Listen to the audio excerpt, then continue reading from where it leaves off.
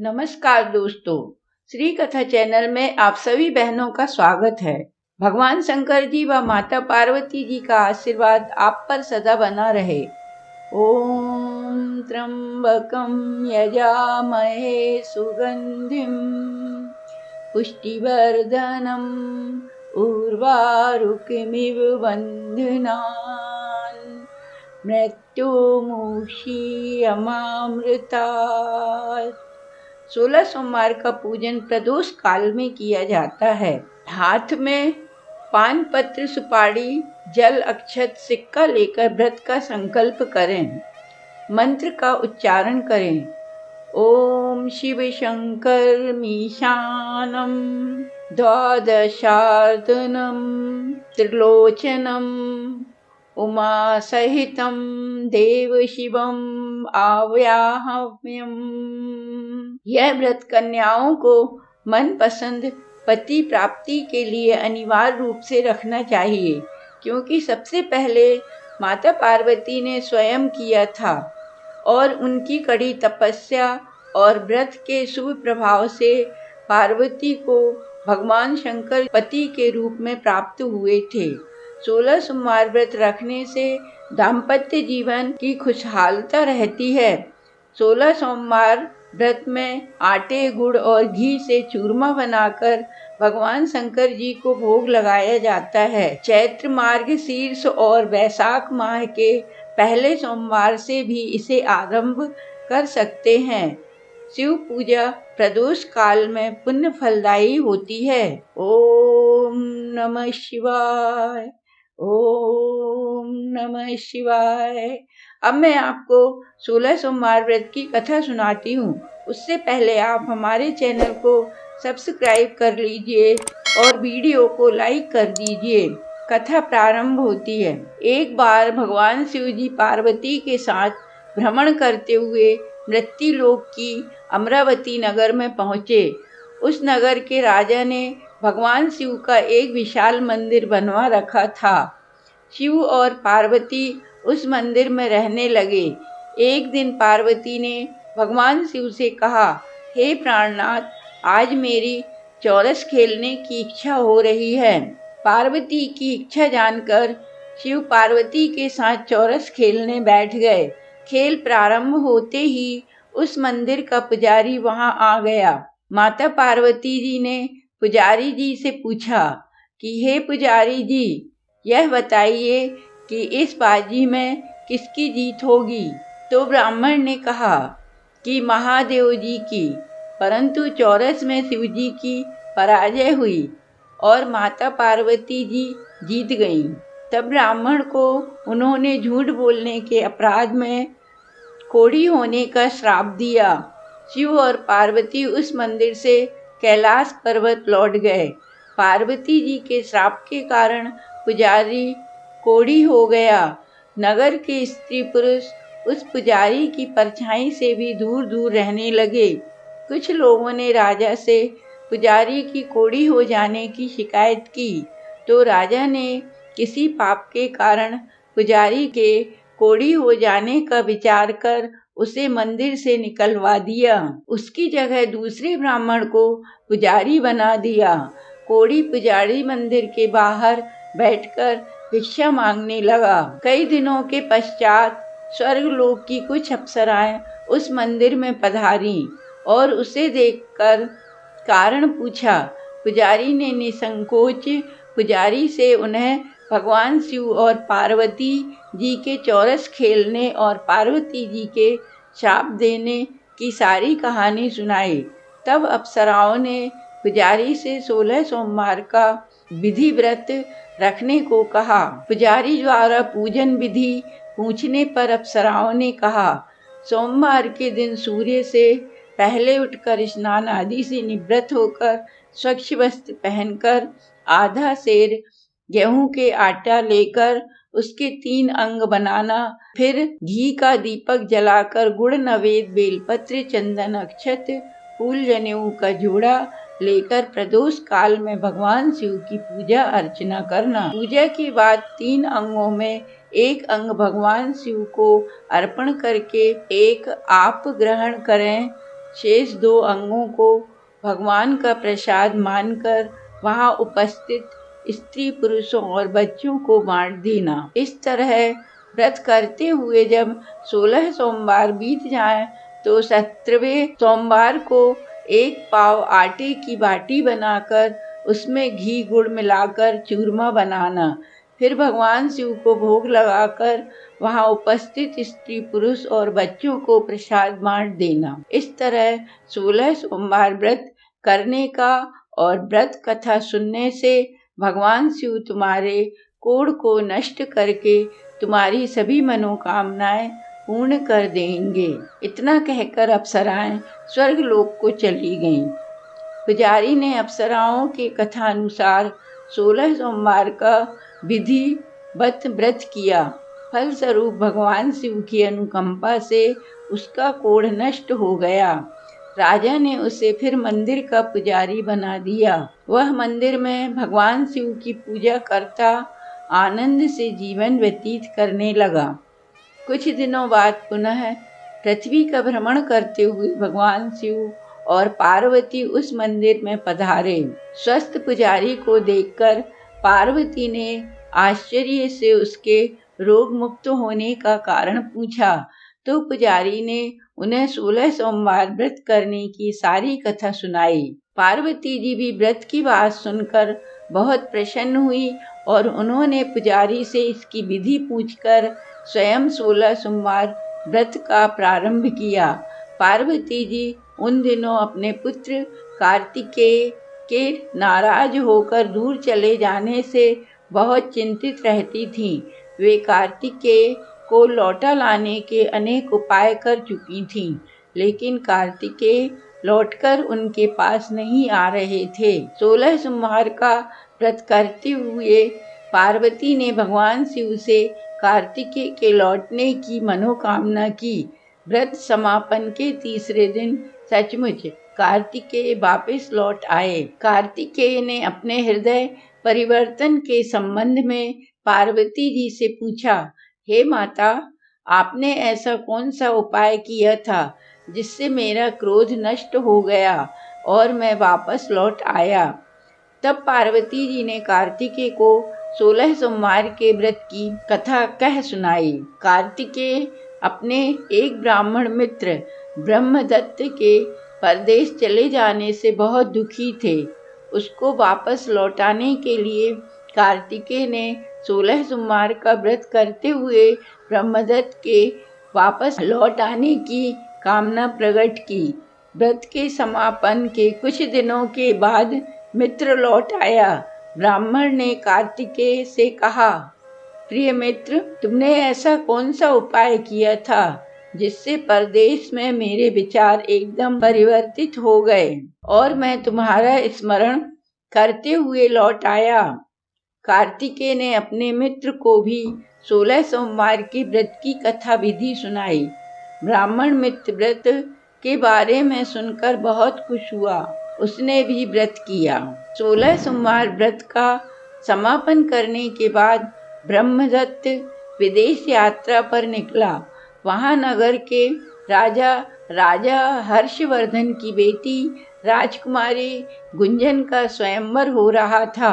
वहां के राजा ने प्रतिज्ञा की थी कि एक हथनी यह माला जिसके गले में डालेगी वह अपनी पुत्री का विवाह उसी से करेगा। ब्राह्मण भी उत्सुकतावश महल में चला गया। वहां कई राज्यों के राजकुमार बैठे थे।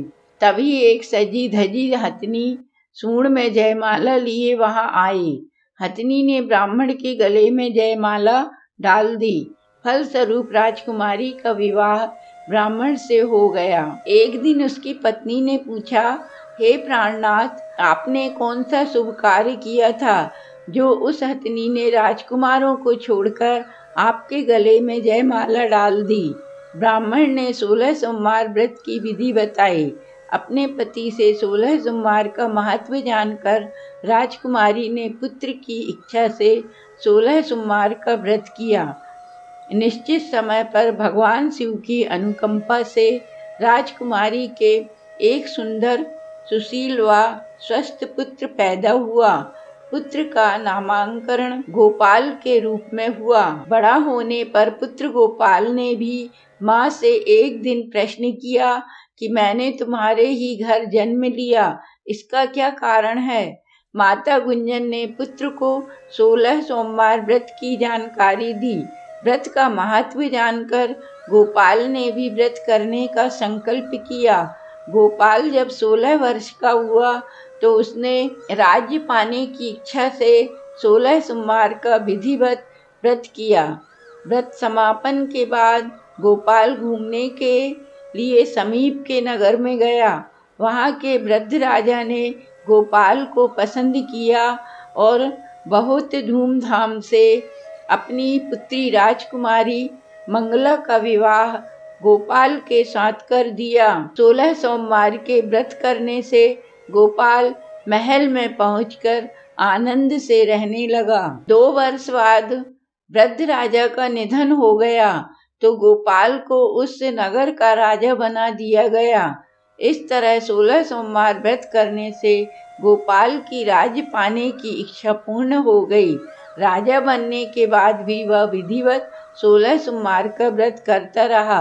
व्रत के समापन पर 17वें सोमवार को गोपाल ने अपनी पत्नी मंगला से कहा कि व्रत की सारी सामग्री लेकर वह समीप के शिव मंदिर में पहुँचे। पति की आज्ञा का उल्लंघन करके सेवकों द्वारा पूजा की सामग्री मंदिर में भेज दी, स्वयं मंदिर नहीं गई।